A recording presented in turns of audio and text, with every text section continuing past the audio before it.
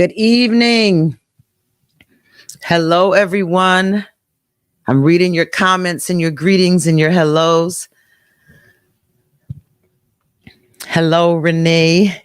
Ubi. Oh, that's a name from the past. Good to see you. Hello, Minister Brittany. I see you, Latoya. Hello, Minister Joelle. Good evening, Ashley.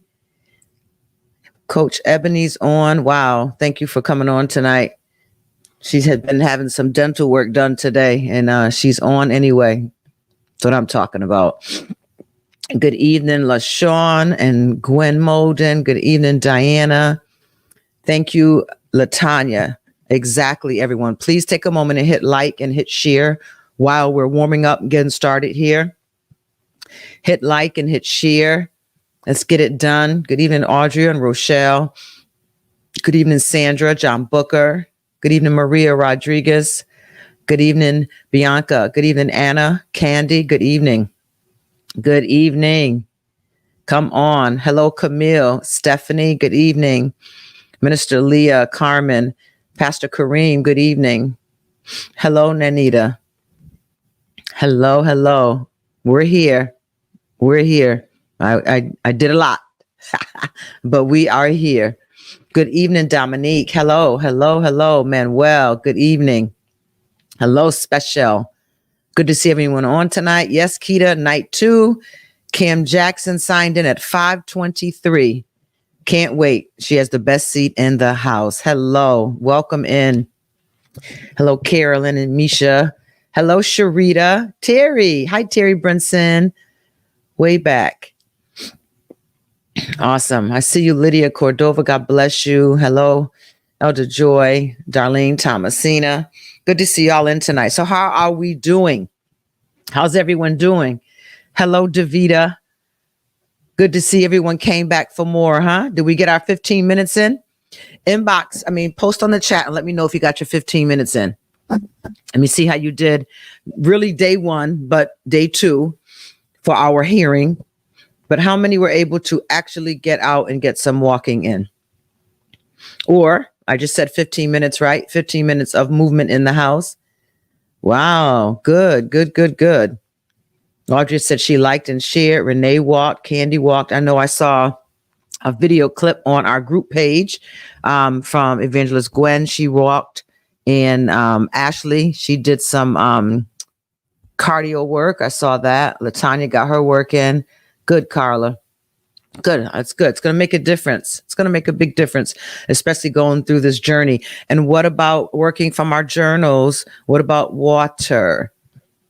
How many got their water in? How's your water intake? This is supposed to be dry January for all those that are drinkers and they're doing a dry January. Well, how's this water January that we're doing? 6 glasses. Awesome. I did journal work and water today. 3 bottles of water today.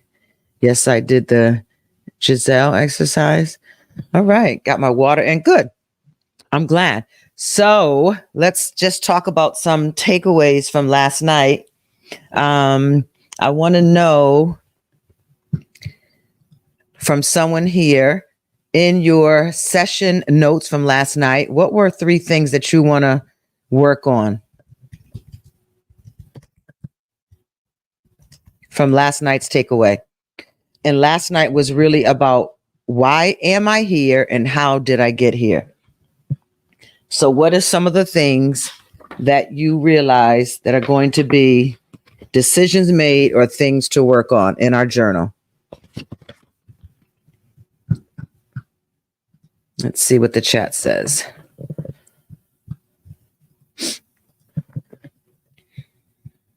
Self-doubt. Very good. That's a heavy one. That affects decision makings across the board. Poor emotional regulation. Excellent. Y'all were listening. What else?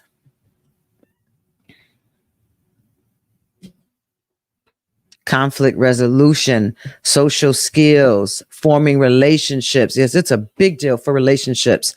We really want to hit that one on the head in these 28 days remaining. Beautiful. Look at your hearts wide open here.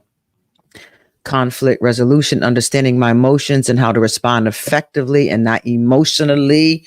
All right. Move your seat to the front of the class, John Booker. Lorraine says relationships. Raphael said self-awareness. Destiny G says emotional intelligence, communication, decision-making. Carolyn said she wants to learn how to respond appropriately. Absolutely. In and out of the house. Stress coping. That's a big one. I think that's Candy. Self-doubt, healthy relationships. Very good. Good evening, Brother Rodney. Decision-making, procrastination, putting myself first. Very good. Very good. And what about notes? Did y'all have anything in your notes that stood out today that's worth a chat hit?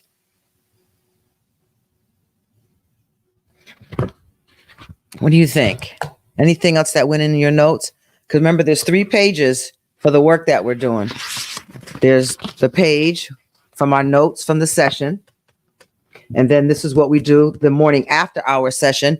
And the reason why we do it the morning after our session, because we're reflecting upon being self-aware. What changes am I experiencing from last night? What did this information do to me? Where is it resting at in me? Am I having some physical responses? Is my stomach upset? Did I have a little bit of a headache? Did I wake up in a bad mood? Did I wake up lighter? So you want to make sure that you make your notes so you can look back and see what's going on. And then your session notes is what you would journal. That's just like your journal notes. Just put a journal in there. That's powerful, Carmen. EI will get you in the door. That's right. And keep you in there. All right. Good job. So let me go ahead. I don't think I have anything to start with tonight. Remember, if you didn't get your assessments in, get your assessments. We'd love to see where you are now as a progress report and let you know where you are when you are done. And when you're done in the 30 days, we can tell you what areas that we found to be challenging for you and how to work in those areas. And we can set you up to work with one of us to work on that area specifically with you just for the remainder of the year. And let's knock it out. Let's get it done. Everyone is ordering their books. They have their books now. They're ordering journals now. People are on Amazon ordering them, and that's good. That's good. That pushes us up to the top on Amazon. You make sure you've registered on the Wix app.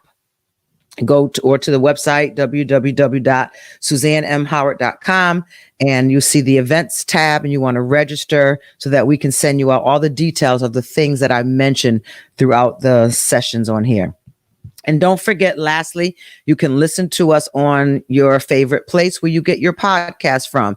We're on Spotify, Amazon, Apple Podcasts, Audible, I don't know what else we listen to, Google Podcasts. You can find us there as well.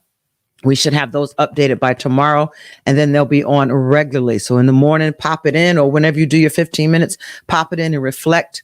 Or if you're doing it on your lunchtime, to reflect what we're working on from the night before. Is that all right? Beautiful.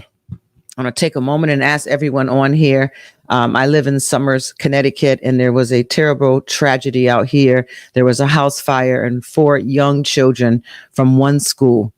What a loss that is. From one school will not be in their seats tomorrow. And the children, their peers are being affected. The teachers are being affected. School bus drivers are being affected. The community is affected. And a lot of the states around us are also affected because it's on the news all day long. And it's heartbreaking. At first we were told that it was one person. And now we find out that all 4 of the young children. So if we could, if you just put in the chat, if you wouldn't mind, a hashtag and just put Summers Strong on there and let them know that we're praying for them. Summers Strong. We're praying for them. It's so heartbreaking. The oldest was 12. The youngest was 4. It's horrible. And the neighbor who tried to get in the house said he could hear him screaming. And that's why he went in and tried to get in. And he burned himself, that the fire was so bad.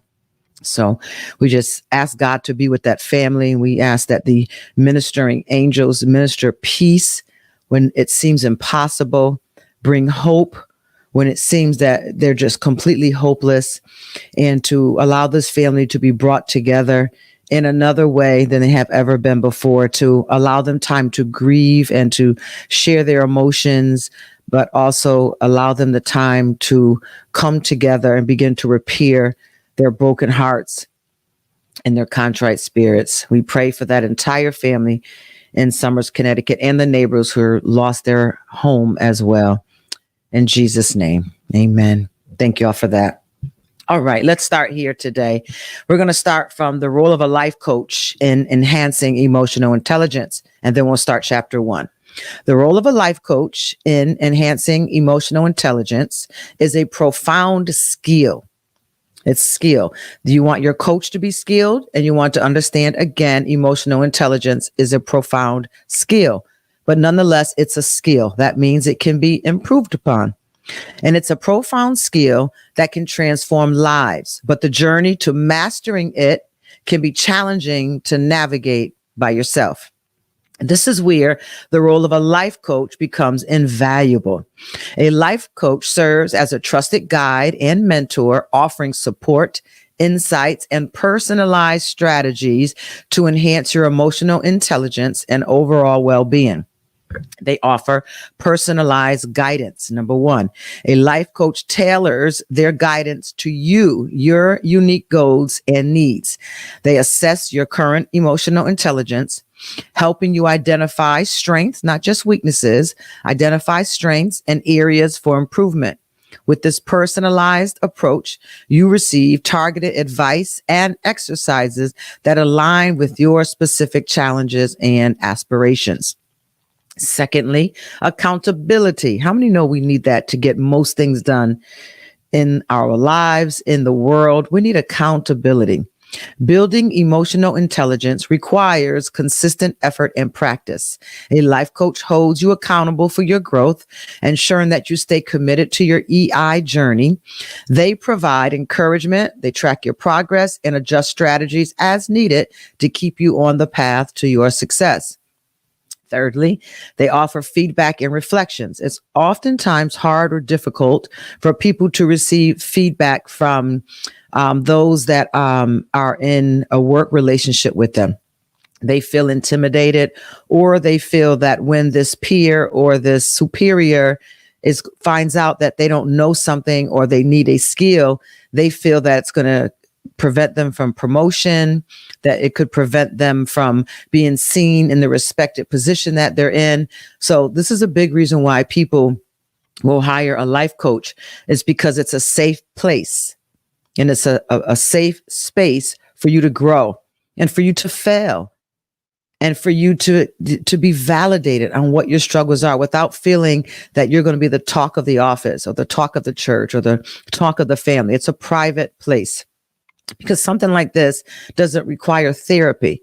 Now, if we find some things out along the way, then that would be a suggestion made to you. But this area right here, we can help you on right from grassroots coaching. So thirdly, they offer feedback and reflection. Objective feedback is essential for self-awareness, which is a foundational aspect of EI. A life coach provides honest and constructive feedback, helping you gain deeper insights into your emotions and behaviors. Through guided reflection, you learn to recognize patterns, triggers, and areas where change is needed. That's the part I like. I love when I see a client light up, when I see the light comes on in their eyes, when they're able to say, wow, I recognize my patterns. I see where this is a trigger.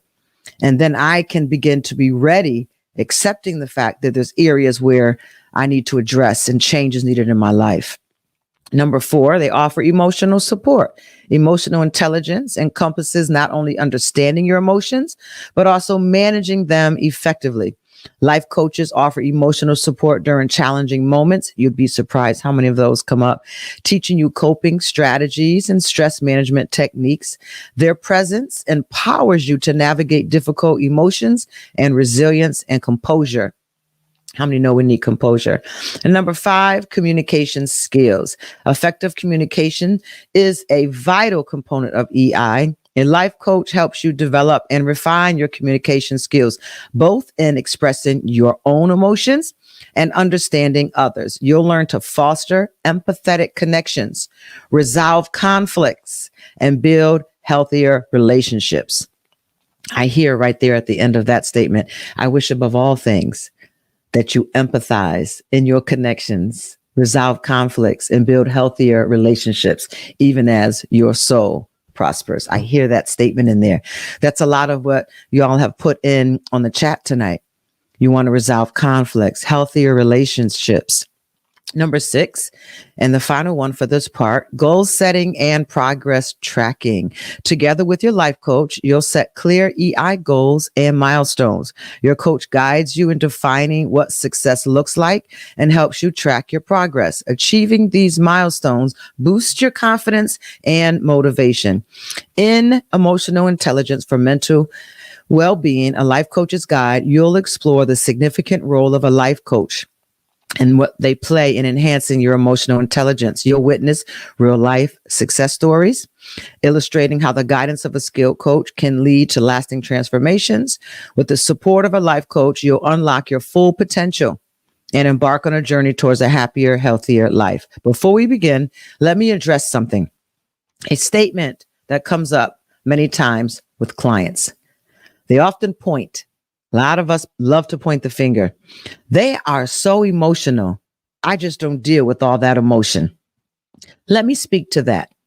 It's possible for someone to believe that they don't deal with emotions and everyone else is just emotional. But this belief often stems from a lack of your own self-awareness or an attempt to suppress or even deny your emotions even exist.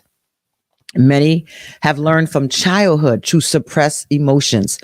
Many people, believe it or not, will only show a couple of emotions. And the top emotion that people will show is anger. Anger. They can be angry, but they can't be joyful. They can be angry, but they can't be forgiving. They can be angry, but they can't celebrate. That's usually an emotion, and it's a secondary emotion. We'll talk about those as well as we get on this journey.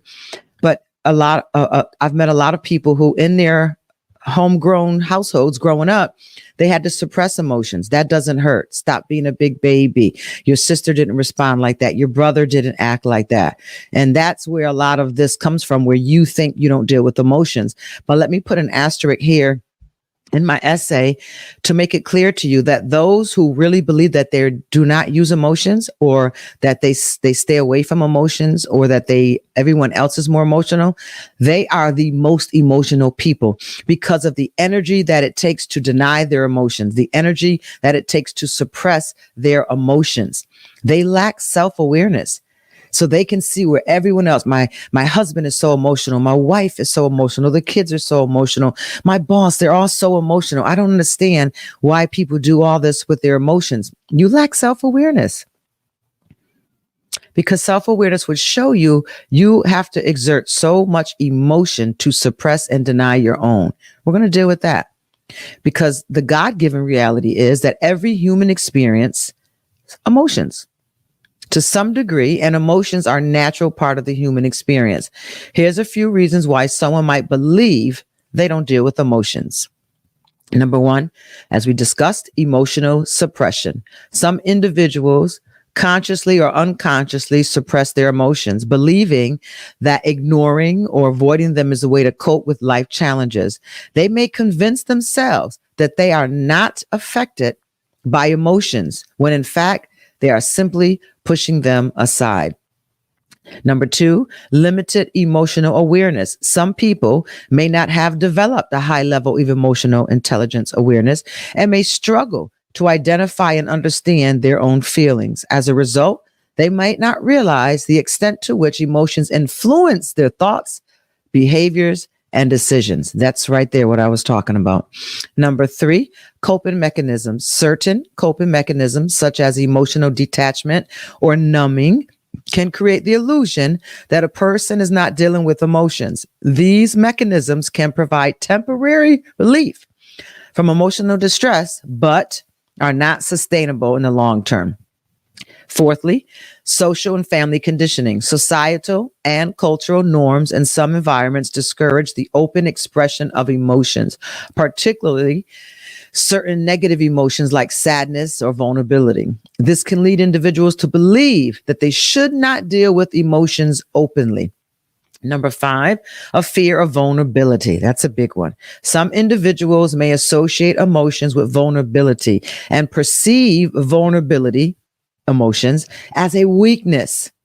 To protect themselves from perceived weaknesses, they may convince themselves that they don't deal with emotions. It's essential, people. My 2024 detoxers. It's essential to understand that emotions are a fundamental aspect of being human, and they play a crucial role in our mental and physical well-being. So denying them or suppressing emotions can have adverse effects on mental health and relationships. Acknowledging and dealing with emotions in healthy ways is an important part of emotional intelligence and your overall personal growth. If someone believes they don't deal with emotions, it may be helpful for them to engage in some self-reflection, seek support from a therapist or counselor, or explore mindfulness practices to enhance their emotional awareness and coping skills. On that note right there, is there anyone in the chat that would be willing to just post up in there? How was it in your home growing up, the dynamics of your household emotionally? Were you allowed to express emotions? And then the second part to that is, if so, how were your emotions validated? Were you able to share your emotions? And if so, were they validated? So you could say that you are hurting, but were they validated? Did they make fun of you? Did they pick on you? Did they make you feel as though you were weak? And so now today in your life, you see emotions as a weakness instead of seeing an emotion being expressed as a strength. Let me see in the chat here. What are we saying?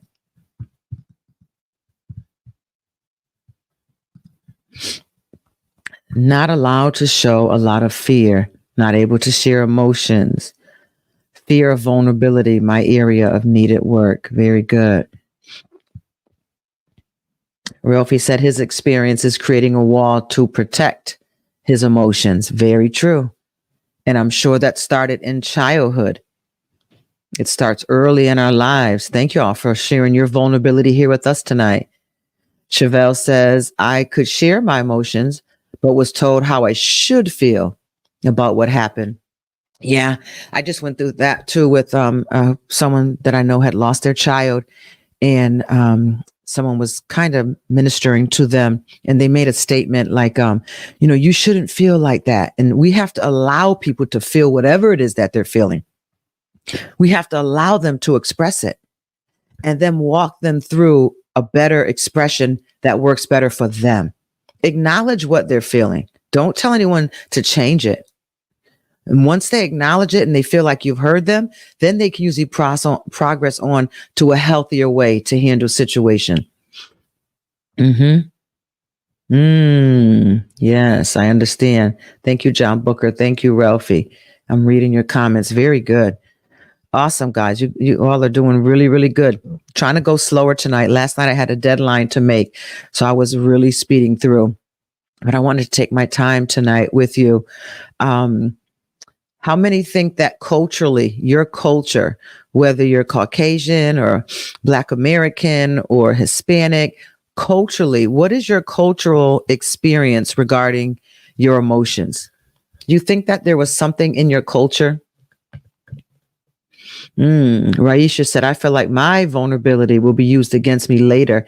And it may. Let me lean into that. Let me address that. It may happen, but it should not change the fact that you are expressing your authentic self.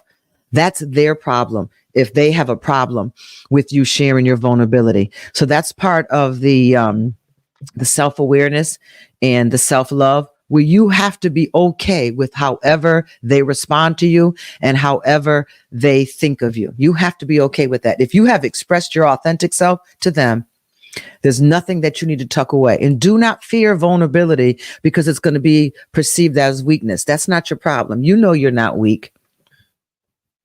Men don't cry. Come on, Terry. Oh my God, our brotherhood is still suffering from that one today. Yeah, a lot of us was taught that emotions was a sign of weakness, and that is so unhealthy for us. So we're going to deal with that. All right, let's go to chapter 1. We made it to chapter 1, understanding emotional intelligence. Now you're going to need to take some notes. Emotions are a fundamental part of the human experience. They color our interactions, shape our decisions, and influence the quality of our lives. So we need emotions. From this one statement, we all should be able to accept tonight that we need emotions. They bring the color to our lives. They shape our decisions and they influence the qualities of our lives. Yet, for many, emotions remain mysterious and at times overwhelming. How do you navigate this complex landscape, and what role does emotional intelligence play in achieving a happier and healthier life? Well, first, let's be clear. Let's define emotional intelligence. Let's be clear tonight. So our note number 1, emotional intelligence, also known as EI or EQ, is the key to unlocking the secrets of emotional well-being. It's the key. If you are lacking emotional well-being, we are going to give you the key. We're going to open doors in these 30 days.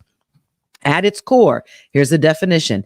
EI is the ability to recognize, understand, manage, and use emotions effectively.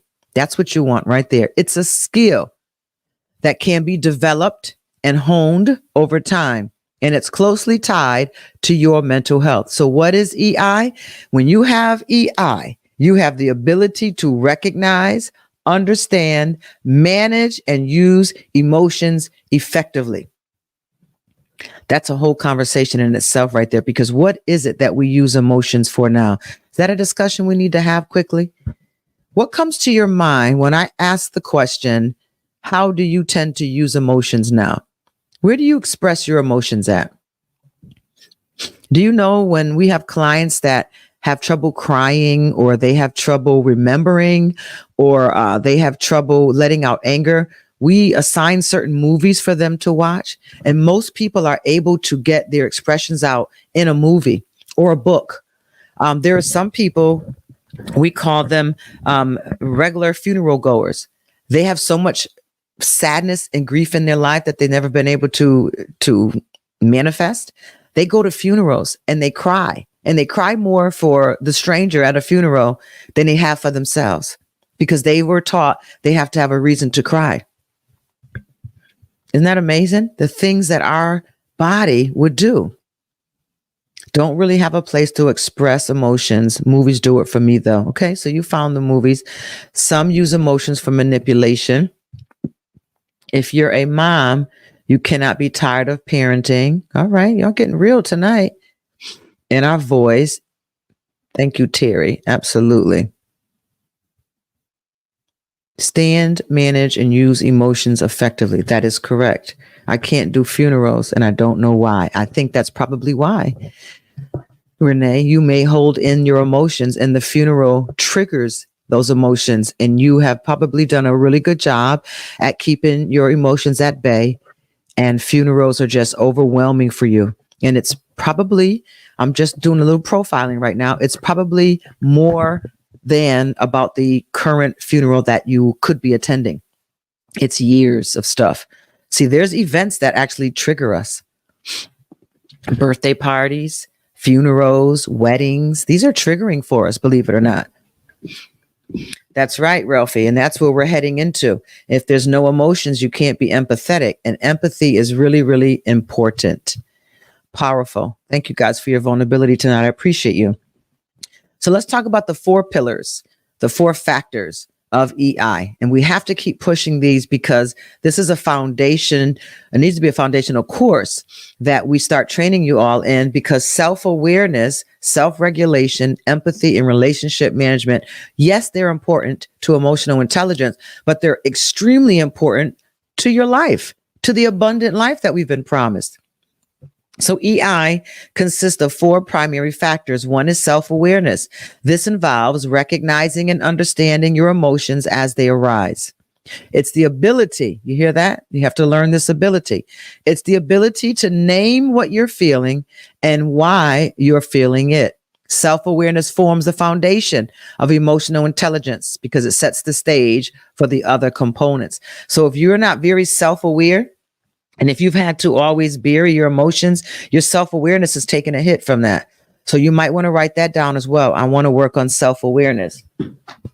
And if you want to get some coaching or you want to do some self-help, we have all the books for you to start the journey.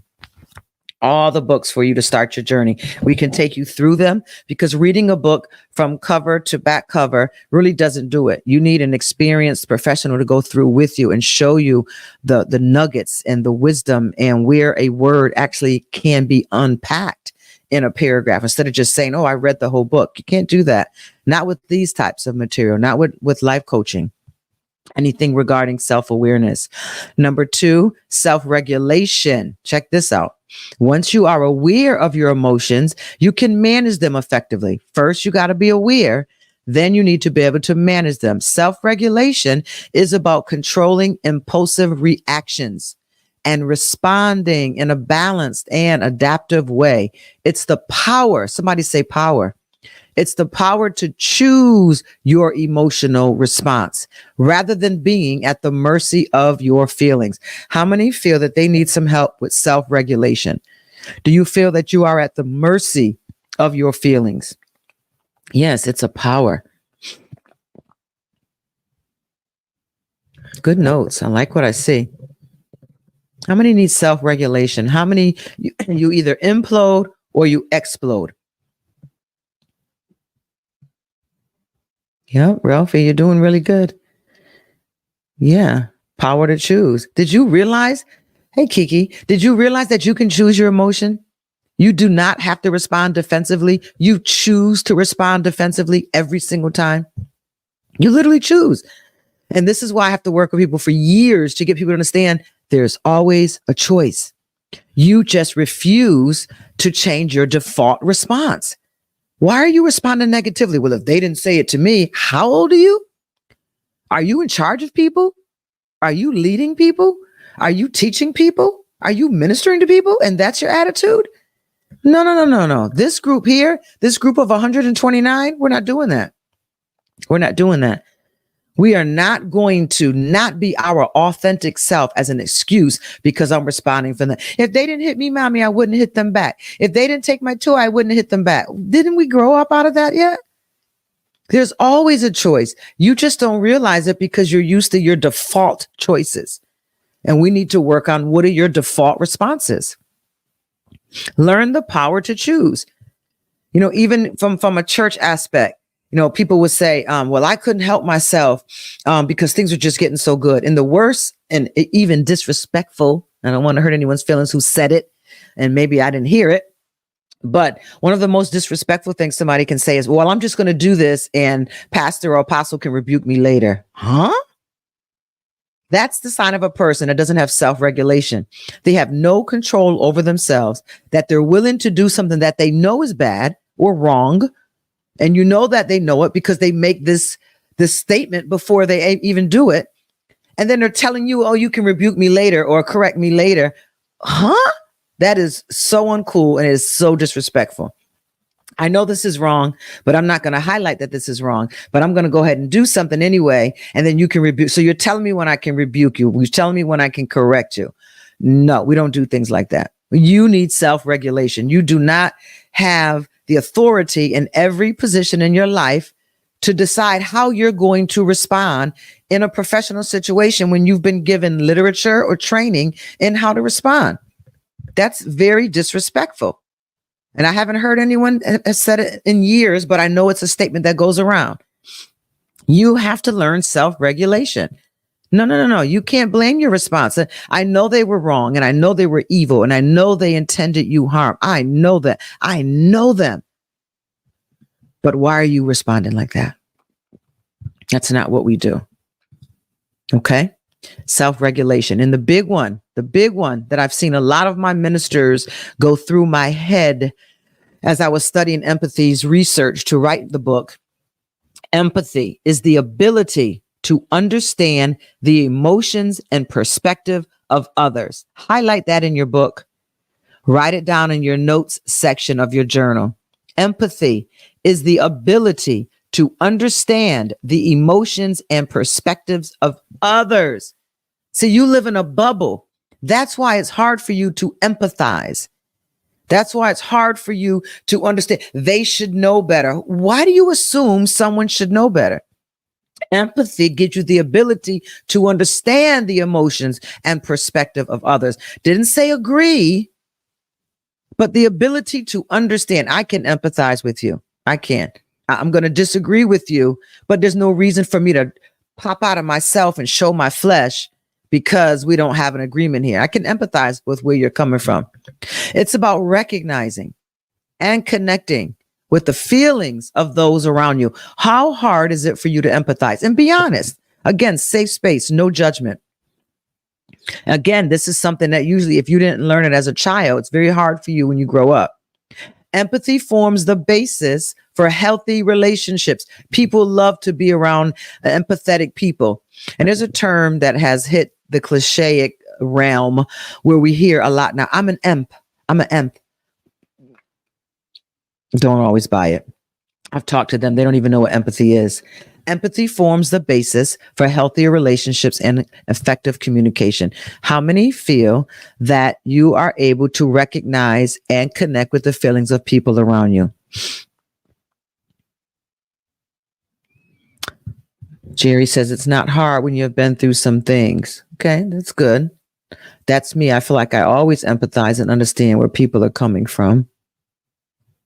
Okay, so no one's really struggling with being empathetic.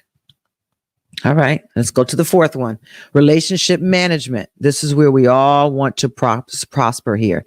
Relationship management, building on empathy. Relationship management is the skill of using emotional awareness to navigate and nurture your interactions with others. It encompasses effective communication, conflict resolution, and the ability to foster positive relationships. How many here are struggling in your relationships and you really want positive relationships? You don't really want to change the people. You just want the relationship to be positive. How many can say that? Someone said, this is a big one for me. I empathize with others also. I know what it feels like.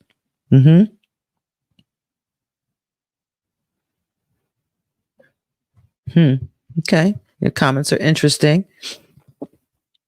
Relationship management. So the 4 pillars to emotional intelligence is self-awareness, self-regulation, empathy, and relationship management. Self-awareness involves the bedrock of emotional intelligence. It's the ability to recognize and understand your own emotions as they arise. Self-aware individuals possess a deep sense of introspection. They're always looking inward, allowing them to identify and name their feelings accurately. Why does self-awareness matter? Without self-awareness, it's challenging to navigate the intricate web of emotions that shape our thoughts and behaviors. Being in tune with your emotions provides the clarity needed to make informed decisions. Who was on here tonight? So they want to make more informed decisions. Manage stress effectively. Who was on here talking about stress management? And cultivate some resilience in your life. This is why self-awareness matters.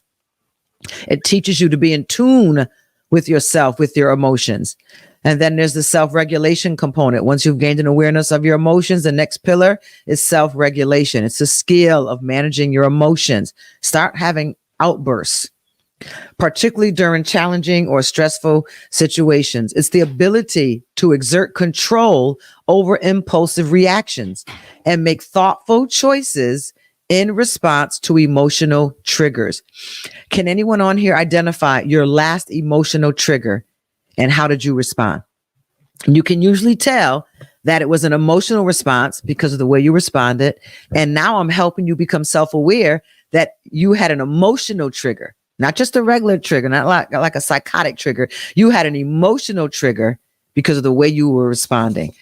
Who on here can remember yesterday not good? Yeah, come on. Outburst. I slammed the door. Yep. Emotional triggers. Do you know why you were triggered? For those that are answering me now, do you know why you were triggered? Don't say, well, they did that. No. This is deeper.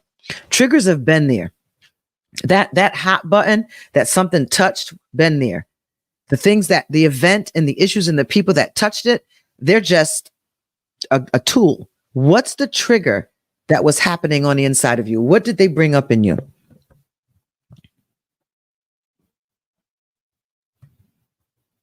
I hung up the phone and didn't speak for 3 days. Ooh, you're an emotional stonewaller. It's all right. You're not alone. But do you know what triggered you? Think deeper. Think deeper than their action. What was it that really triggered you that was deeper than their action? Whatever event it was, or the person that was involved, what was deeper about it? Can you take a moment to think about that? And if not, I want you to think about it over tonight, tomorrow when you're journaling, walking your 15 minutes. I want you to think about it because it triggered an emotional response for something else that's already there. Something's already there. They don't have that much power, trust me, over you. Something was already there. Yeah. Somebody says manipulation. So I bet you are fed up with manipulation. And when you detect it or perceive that it could be manipulation, you blew up. And it may not have been a manipulation.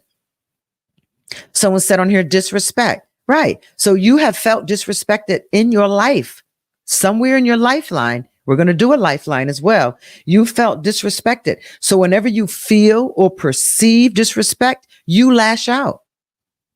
You see how something's already there. This person is what we might call the straw that broke the camel's back. The camel was already having back problems, but that was the straw that hit it. This is already in you. Wow. I'm reading yours, Dominique. Yeah. Another one says disrespect. I want you feeling unheard. I run into that one a lot. And people who feel unheard usually can get very aggressive. Everyone doesn't fall back. Some people get very aggressive. They get loud, or they'll keep talking when everyone else is talking because they feel so unheard all the time that they'll talk over people and they're still unheard. But they're trying to figure out how to be heard. I want you all to think with what you posted up on here tonight. I've been lied to, betrayed. I felt belittled.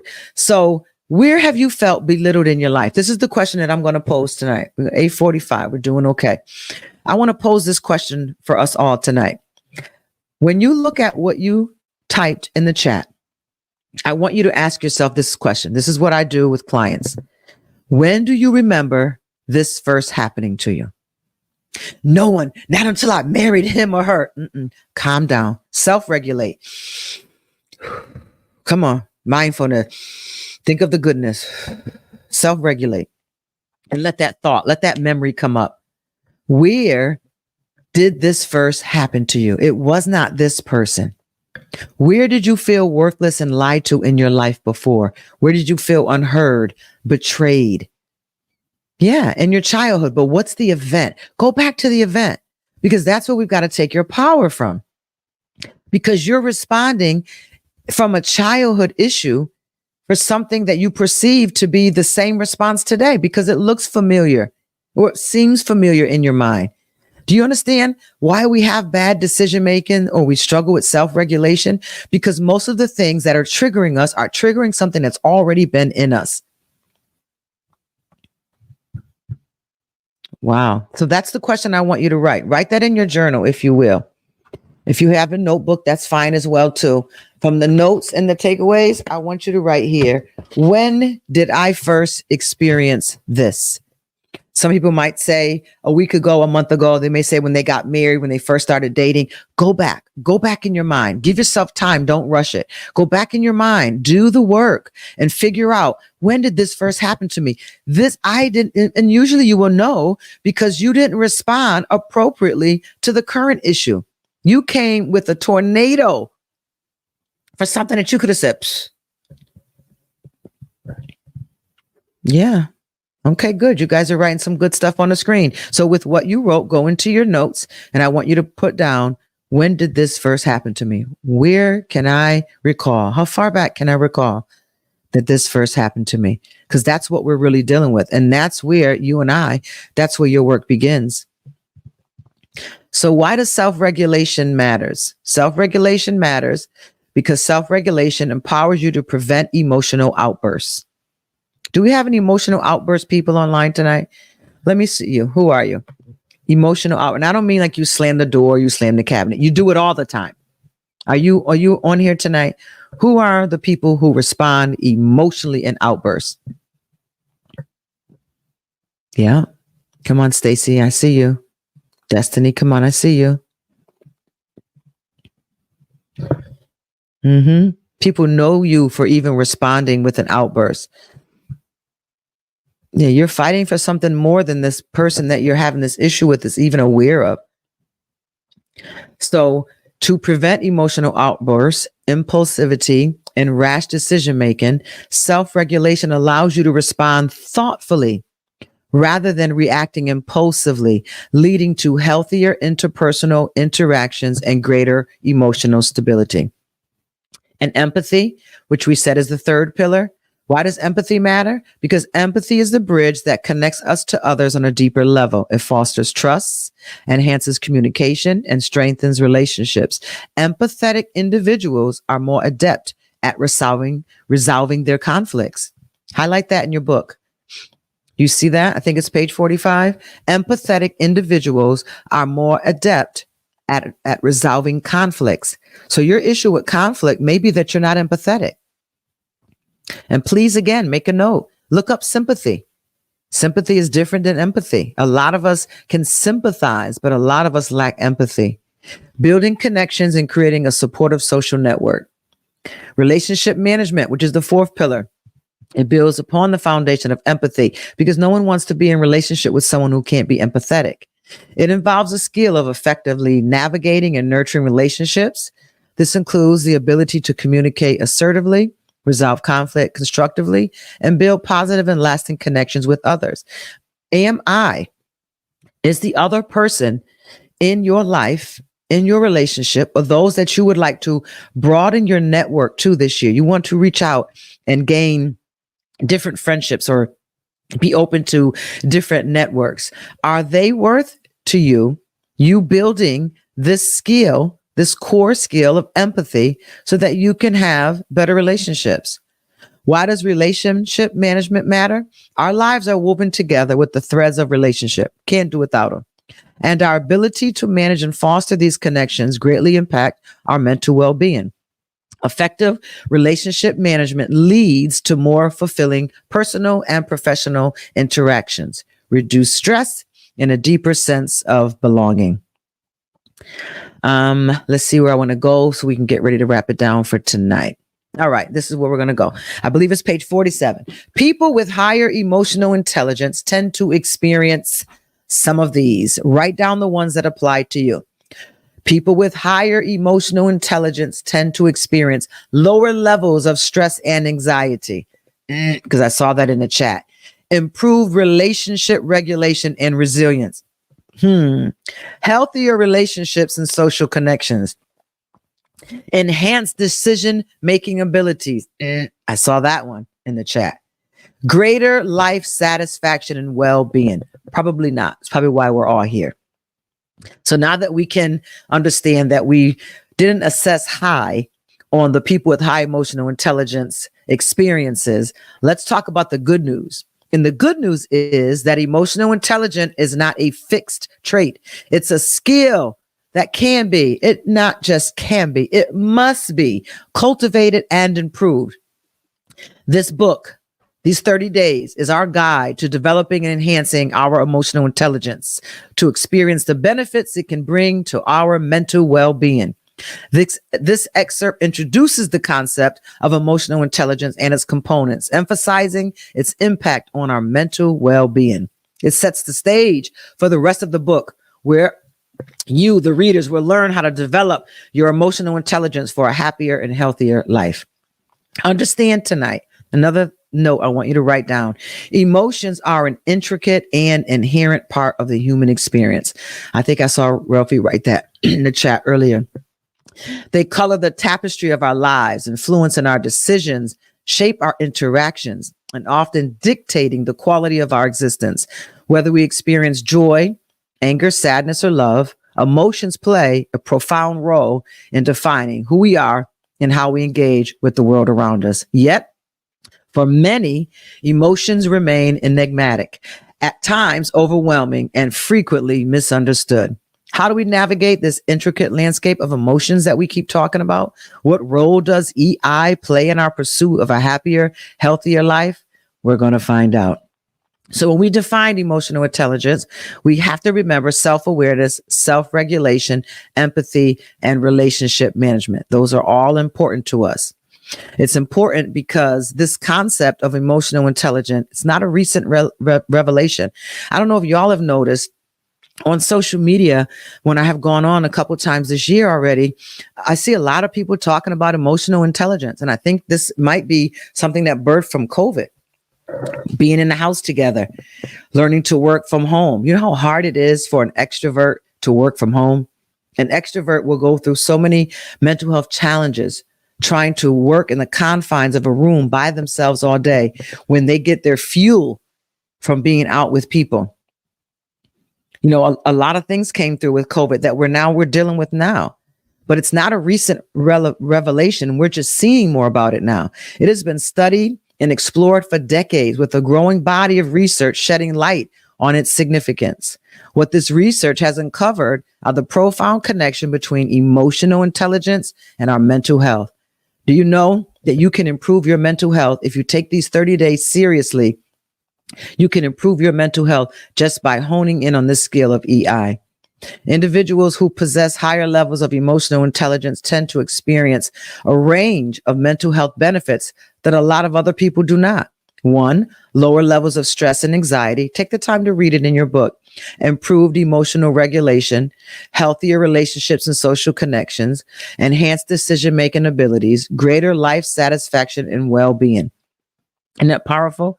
In Emotional Intelligence, this life coach guide, we are now delving into the 4 components of emotional intelligence, providing you with the tools and knowledge you need to strengthen your emotional intelligence and enhance your mental well-being. This is not just about being more intelligent. This is not just being better emotionally.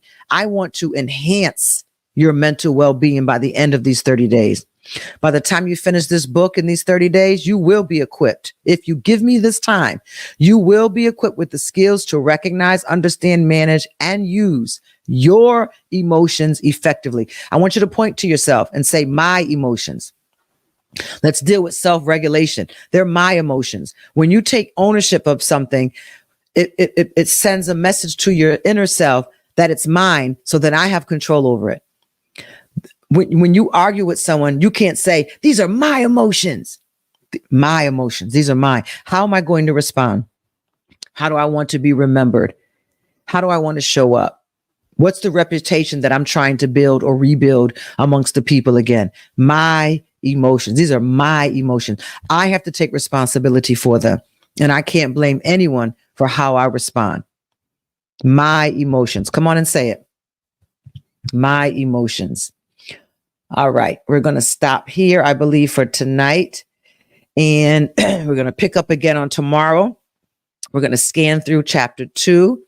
And when we get through chapter 2, I hope we can get through it to tomorrow, because the biggest part, you know, a lot of this you're all going to read at home, but the biggest part I want to really get to, if not by tomorrow, by the following night, I want to get to those triggers.